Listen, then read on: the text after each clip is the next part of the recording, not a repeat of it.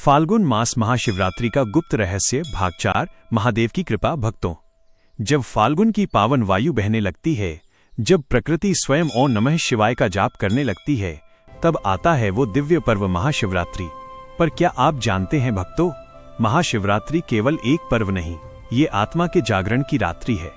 शास्त्र कहते हैं, इसी रात्रि भगवान शिव लिंग रूप में प्रकट हुए, इसी रात्रि उन्होंने सृष्टि का संतुलन संभाला और इसी रात्रि माता पार्वती के साथ उनका दिव्य विवाह हुआ।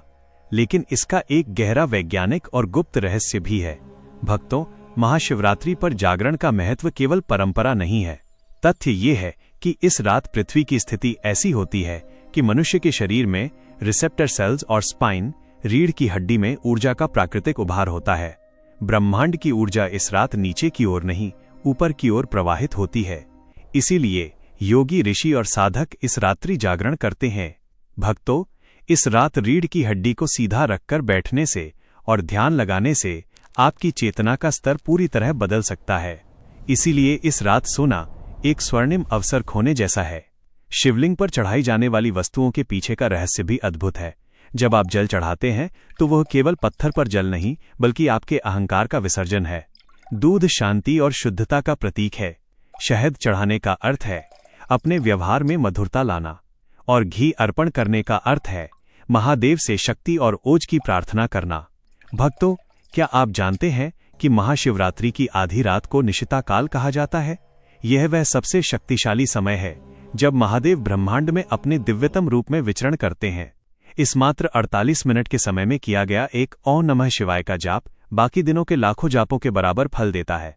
आज के दौर में महादेव से हमें एक गहरा लाइफ लेसन भी सीखना चाहिए। महादेव नीलकंठ हैं, जिन्होंने विष पिया ताकि सृष्टि सुरक्षित रहे।